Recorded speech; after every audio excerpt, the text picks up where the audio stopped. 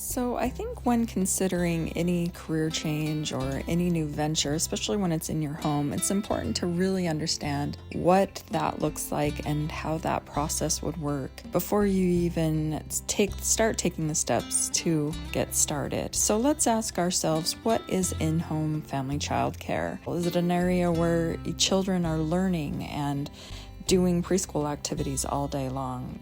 I think it's this place that's somewhere in between because it needs to feel like a home-like environment that makes them feel comfortable and at ease, yet at the same time has materials there that can support their growth and development. Often homes can have anywhere from 6 to up to 10 children at a time. There will be infants and sometimes all the way up to school-age children. So that's the challenge, is just kind of creating an environment that meets the needs of all of these children all at the same time in one big happy home.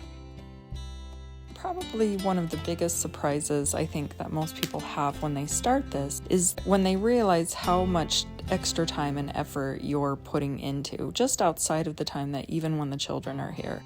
Especially if you're going with a licensed or have some kind of oversight or guidelines that you're following that might give you licensing. First, you're going to be planning meals and have a menu, making sure that the children are getting all of the nutrition and everything they need to grow. You're going to be doing lots of hand washing throughout the day, teaching children how to do that. In addition, there's diaper changes and, juggling this among everything else. There's activities with arts and crafts and also basic other academic, and you have outdoor activities where you get outside and you have planned things that you're doing with the children, and so that they have lots of time to run and play and get fresh air and get worn out, so that when you come back in and they have their nap time, it's always successful. And then we've got all the sanitation process that's involved, weekly cot sanitizing and daily toy sanitizing,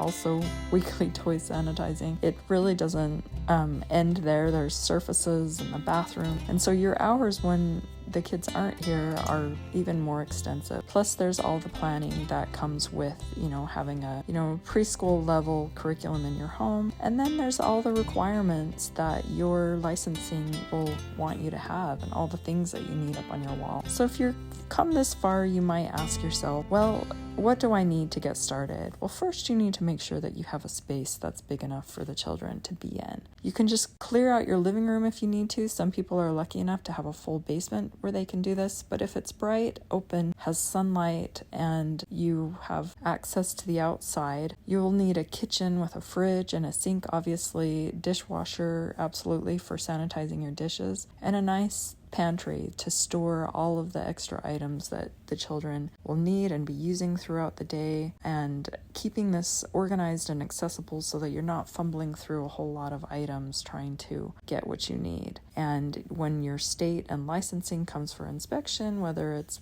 if you're doing the food program or your other licensing for your first aid kit and medication and whatnot, it can all be nicely stored in one location. So do you have a pantry or something that you can store this in? Next, you're going to need a bathroom that's easily accessible to all the children. This bathroom needs to have its hand washing signs up, need to have storage for the diapers, and a garbage can with a cover on it, and a foot pedal is best, absolutely, to keep it more sanitary. Gonna need to clean this bathroom sort of non-stop. And then also you need to consider the multi-ages. Maybe you have some school-age children that need to have a special space for homework or after-school work, or even just your preschool-age children so that they can work on writing and things that they need to get ready for school. And then also an area where children can hang their artwork. It's very important to have artwork hung. Consider all of these things when it's in your home. Do you want children's drawings hanging in your house? That's just part of it. So then the other thing that's a definite must is, do you have an outside space? It doesn't have to be huge, but fenced in is optimal for safety, and some licensings may even require that. And some